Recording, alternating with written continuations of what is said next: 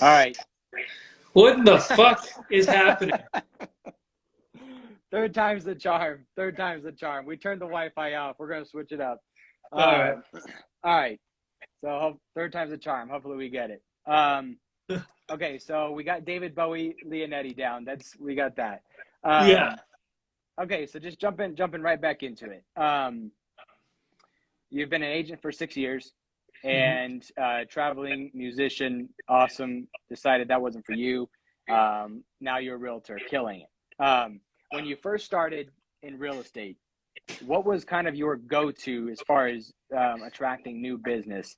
Because obviously now you're killing the social game. But when you first started, did you do direct mail? Did you just jump right into social? Tell us about that. No. I tried everything. I started because I started on a team, and the biggest issue for me at first was I wasn't being myself. I was trying to be like the other successful people on my team. So I would door knock a ton. Not that door knocking's bad. I actually got my first listing ever door knocking 3 weeks in. Okay. Because I'm a talker. I can talk, I'll fucking stay all day. There's one thing I think I've always been willing to do everything. I was never scared to do something, really. So yeah, I door knocked like crazy. Open houses were probably my best conversion early on. Because I just always felt that I just liked when people came to me. Right. I didn't feel like I was intruding. And that's what I like so much about social too. People come to me. Right. So yeah, I did all that for years and years and years. And then I wasn't doing a lot of business at all, but everyone told me not to do the funny social media videos. So I just didn't do it.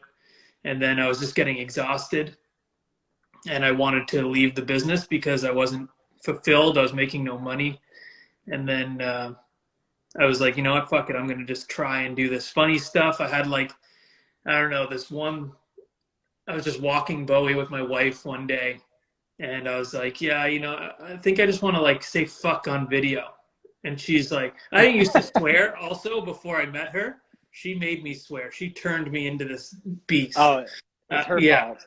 Yeah, it's her fault. And she said, well, then do it. And I was like, all right, I'll try some funny videos and really be myself. And I eased into the fucks. And I actually try and pull them back. Everyone thinks I'm just some animal who just swears because I don't know. But I actually am very conscious about swearing on video. And what you see is me sometimes holding back. So, well, I think I saw someone post when you were at Inman, you threw an F-bomb down, which was epic. But I think because with the combination with the shirt that you were wearing, with the F-bomb, you got a lot of good attention for that. I think it was good attention, honestly. I don't know. Kind of have that Gary V style. Yeah, I guess. It's way less successful. Yeah. I don't know. I've been told I was the first person ever to wear a Ramon shirt on stage at Inman, so that's pretty cool. Yeah. For the people who may not follow you like I do or don't know, tell them about what the Inman Award was, so they can kind of give you a congratulations for that. Oh yeah, thank you. It was most innovative podcast. I run a podcast called Over Ask with the Broke Agent. And yeah, we've done 90 episodes now, and we're starting to pick up some real traction. Our first 2 guests ever were Jordan Cohen, who's the #1 real RE/MAX agent in the world, and our second guest was Ryan Serhant. So we knew we wanted big, heavy-hitting guests right away, and we got them. And we knew once we got those big guests, we could leverage the entire podcast off those guests, because once you get Ryan Serhant on your podcast, he's pretty much the biggest we got in the space. So who's going to say no to us after that? Was our thinking. Right. Well, for me personally, the Over Ask podcast is actually the #1 podcast that I listen to on a daily basis. So I go to basically episodes from, how long have you guys been doing Over Ask? A year and a half. Yeah, so I go way back months and months to just listen to episodes that I haven't listened to before. So keep that up, you guys, seriously, because it's just the content that you guys provide. How often are you guys putting out those videos, those podcasts? Every week, every Monday. Yeah. On So Broke Agent Media. yeah, they're my favorite. So Thank you. So you've been kind of been the pioneer of the funny, humorous listing videos. Am I right? I don't know if I'm the pioneer. I don't know. Some people have said that. It's flattering, very nice. I think there are some people before me, but what I will say is when I started doing them, I was looking for inspiration in the real estate space, and it was very few and far between. Now every other real estate post you see is someone lip syncing or dancing or trying to be funny. Right. But when I started doing it about 3 years ago, 2.5 years ago, it was slim pickings. Right. So to that point, what for an agent or for somebody in the industry who's not naturally funny, it doesn't come easy to them. Do you have any recommendations for them to keep up the video, right? Because video is kind of number one right now as far as promoting listings, promoting your business. If you're not naturally funny, it's not going to come across as genuine, especially now that every agent seems to be doing it. What advice do you have for them to be able to make videos, but to kind of have the idea of they don't have to be funny? Yeah, you don't have to be funny. If you're not funny, you're not really, that's not kind of how you are in person, then it's just not going to translate on video if you're not like that. Even people who are funny sometimes can't translate onto video. So you just got to figure out what your thing is, and you got to tell a story. You got to have people engaged, and you got to just make people feel something. Right. A lot of times people say, your content's funny, but it's not valuable. Right. And I say, I disagree. I think it's very valuable because I get, tons of DMs all the time saying, Matt, you made my day. I was having a shitty day and you really turned it around. Thank you. I made them feel something. I made them laugh. And I think there's more value in that than one would think. I think there's more value than being analytical all the time or statistic driven, which are all good things. Right. But I think at the end of the day, you got to make someone feel something. Okay. It should be, 80% to personal, 20% business. Talk about your life, talk about your family, talk about the sports team you like or the musicians you love, and relate to people because people want to work with people that they like. Right. 100% accurate. That's awesome. As far as social goes, there's been a lot of changes recently, it seems like, to the different platforms. Instagram's trying to keep up with TikTok. You have YouTube Shorts that are coming out. This different chatter about LinkedIn. For real estate agents, what do you think the top 3 platforms they should be focused on right now are? It's different, it's very weird because I always say, I'm biased. I love Instagram. I just, it's the most fun for me. But, and Eric would say the same, broke agent, but we are talking with Liz Novello Vaynerchuk, who's Gary Vee's sister, and she was telling us, like, really start fucking moving on to different platforms. She said that Instagram isn't even in Gary's top 4. Like, I heard that in terms of focus. So so that's interesting. That's wild. I just think that Instagram is, I think Instagram's the best platform to do everything, to have an engaged following, to message someone. I mean, TikTok's kind of like in and out. You can have a huge following on TikTok that's not really engaged, don't really know who you are. So for me, I'd say Instagram, YouTube, TikTok, and I guess LinkedIn, which I don't do at all, but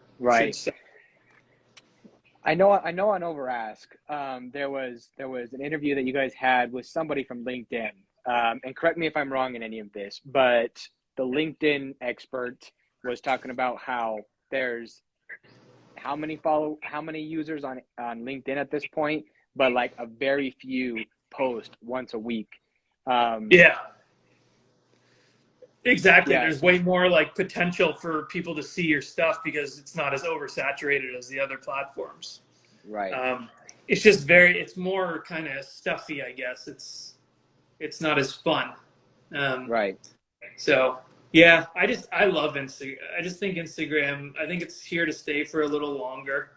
I right. think they were really trying to be TikTok, and I think they're starting to kind of draw back a little bit from that and be its own place again because I don't know, they've done, I think, when they introduced Reels, that was the best thing they could have done. That really brought people back from TikTok on Instagram. Right. But then they started just trying to be, I think they got to work to their advantages, things that TikTok can't do, and bring people back to the platform, which I think they're successfully starting to do. Do you think that photos will be brought back and more prioritized on the Instagram feed?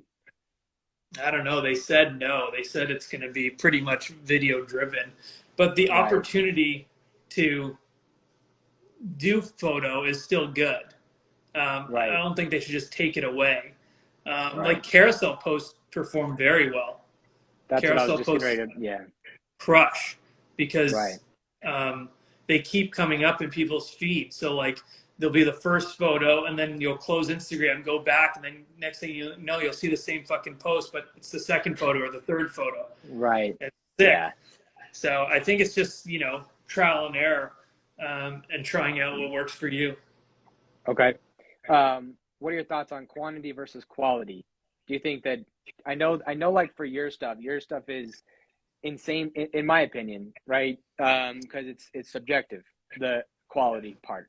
And so, but in my opinion, your content is insanely quality.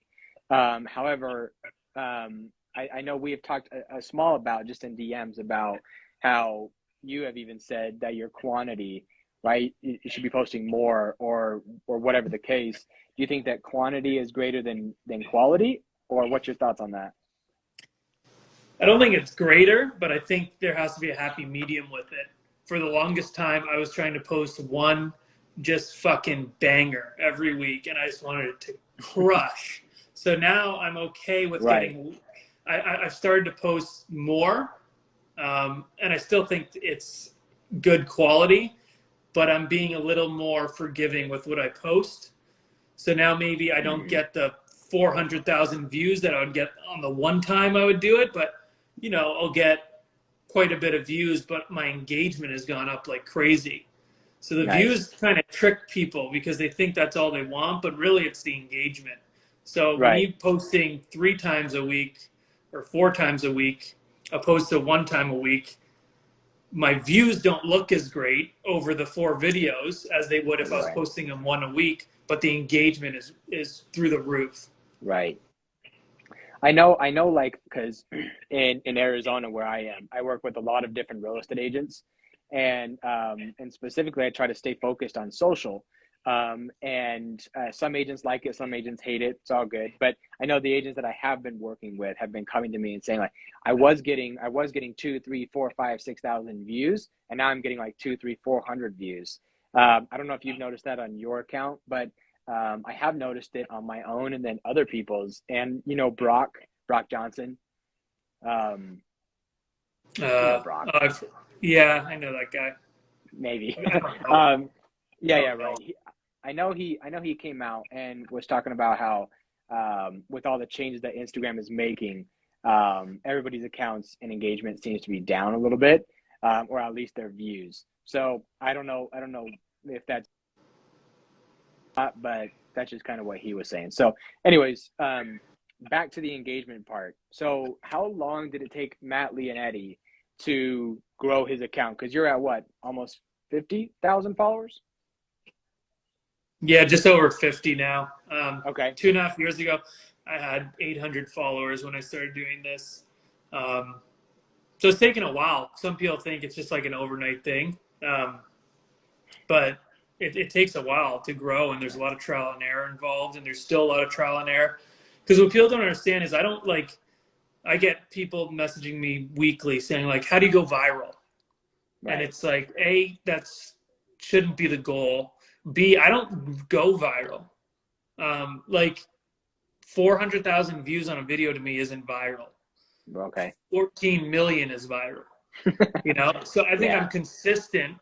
And like I said, have a very, I've grew a very engaged following, which I would take any day over a viral following who's going to Right. just kind of, you know, be in and out of your content Right. and follow you and then not even understand why they followed you, then unfollow. Right. Um, Exactly. yeah, so it's taken a while. I mean, I've certainly not gone. Some people have grown way faster than me, but a lot of those people are doing the trends and stuff like that. And I don't really want to do the trends. I enjoy creating, Right. and I don't want to just do content to go viral. I mean, it'd be awesome to go viral, but I don't just want to do it for that one purpose to get a lot of Right. likes. You know, I want to do it Right. because I like to do it. 100%. I know that before you said you had a 12:30 sharp that you had to get Oh out. no, I I'm think good. that I can go a little longer. I can go a little longer. okay, awesome. Appreciate it. Appreciate it. So to that point of the engagement and growing your account, for anybody and including myself who's curious about different techniques or whatever, there's no hack, right? I mean, I think that everybody looks for a quick hack. I know that like we've all learned that the buying followers method or the follow unfollow method will just eventually kill your account altogether. But as far as genuine work that you can put into social, I know I would love to know your thoughts. And I know one thing for me has been really being social on social media and on these social platforms, engaging and commenting on other people's things, and then that would be reciprocated. Is there any sort of tips that you have for people to kind of grow a genuine following? Yeah, use the entire app. Do the lives, do the stories, use the dumb fucking stickers, use everything. And like do what you said. Go on some of your favorite accounts that have big followings. Like I constantly comment on Eric Broke Agent's account, Yeah. and I'll just comment something funny or clever, Hmm.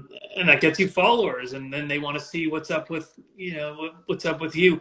The main thing though is to like try and figure out how to create shareable content. And shareable content is going to be different to everyone's audience. Okay. People always ask, how do I get new followers? But I think that's the wrong question. I think you should focus on the followers you already have. So, Right. and then they share your content, which then is a domino Yeah. effect, and then they follow. Because when you get your content shared, that's like a referral. I mean, that's Right. from a direct source that person likes. So they know, Right. okay, they've shared this with me. They know me. They know I'm going to like this. So those people who are getting shared the content are much more likely to watch the full thing and enjoy it because they've got it from a friend who sent it to them, whether Right. instead of just watching it cold. So and that could be different 100%. for everyone. Like what I try and do with my content is just be super relatable and have things Hmm. like say things that maybe people would want to say to their client can't, or just a super relatable situation that we've all been in, like trying to unlock a fucking door. Sometimes they're insane. So just like anything that's just Right.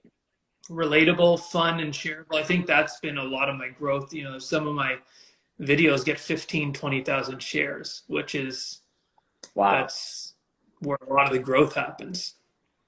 That's pretty awesome. And to that point, do you see, like, do you personally see an ROI in your business from social?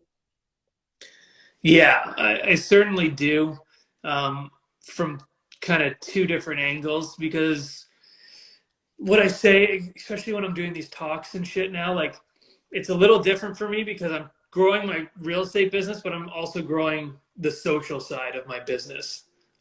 So we have our podcast that's fully monetized now, different sponsors. So I'm monetized on the social aspect of things, which I eventually want to bring to the forefront of and be my main gig type Right. deal. But yeah, Okay. like a lot of the videos like that, one of the first Freddie Mercury videos I did, I was saying 2 years ago or something, there's like I think $94,000 directly in commissions directly came back from that video from clients who saw Wow. that video and messaged me. So it wasn't like a short term, like, hey, I saw your video. Can you list with me? There's a lot of like nurturing you have to do. But yeah, there's a lot of, for sure, in the podcast now, especially with the guests we have. Right. Like I just closed a $1.3 million sale because we had Maya Vander on our couple months ago. So that was pretty cool too. Now with the podcast, do you see because I know one of like the podcast interviews that just went wild was the one with Tool. Yeah. What do you think was so huge about that? Do you think it was the value? Because I'm not even a real estate agent, right? And I've listened to that like 5 times. So, I don't, but it was just some phenomenal, content about objections and stuff. Do you think Yeah. it was the value within that? Because it had nothing to do with social, right? Because a lot of over ask is how to grow your business using social and Yeah. tips and things. And this one was legit black and white real estate business. Yeah. And Yeah. I thought it was pretty epic. Yeah, it was definitely an old school episode. We've wanted to have a couple episodes like that for a while. So I think it was a combination of things. Tom is like an expert negotiator, objection handler, and we knew he was just going to crush. He's got a pretty outgoing, fun personality as well. So I think it was just a perfect combination of all those things. And it's just Right. everyone wants to know how to handle simple objections. There's always something we can all do better. And I think that Right. episode really highlighted that for a lot of people because there's a lot of simple Right. times we've been in a listing appointment or some sort of appointment where, they ask something and we just kind of give a bullshit fucking response and it could have been Right. better. And Tom shows that it can always be better. And he knows how to handle literally any objection that comes to him. Yeah. No, I mean it was pretty amazing just the way you guys were just hammering him and playing devil's advocate over and over, and he was just coming back and just nailing it every time. Okay, so I know you're a busy guy. I know you got to get going. One last question. Podcasts. Podcasts have been something on my mind recently. I'm actually this week starting my own little podcast. What would be your advice for people who are wanting to start podcasts? Because it seems like the Gary V's and the Tom Ferrys and the Matt Leonettis are talking about starting your own podcast around your craft and your market. For somebody who doesn't have the ability or the studio space or the camera budget or whatever it is, what would be your advice for somebody in the real estate business to start a podcast, whether it's just filmed off of their phone or what? Like, what would be kind of your tips for them?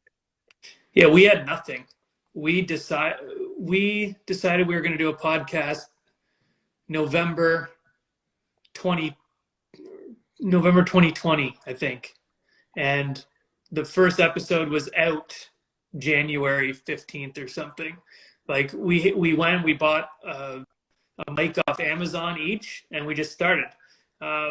We just wanted to we had an angle. We thought we just wanted to bring the best value we could, whether that was funny, whether that was a valuable guest, sharing knowledge. Right. And we just thought we had an angle that we could do. And it's a lot of work, and you have to be consistent with it, which we've heard 1,000 times. But right. Yeah, find your angle. And something like before Overask, I thought a lot of the real estate podcasts were just super dry. So we wanted to bring 100%. Something that wasn't as dry. Yeah. So 100%. So I don't think it's as much.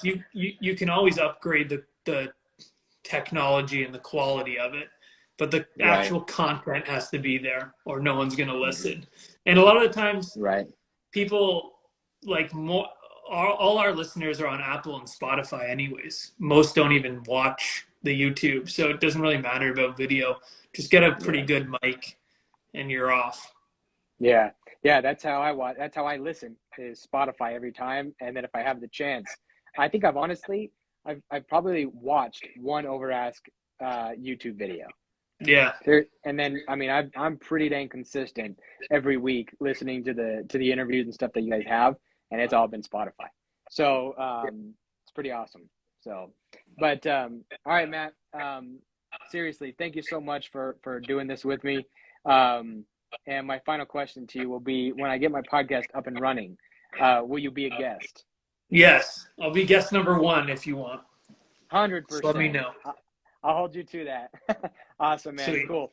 Well, thank you very much, and let's link up soon. For sure. Thanks, dude.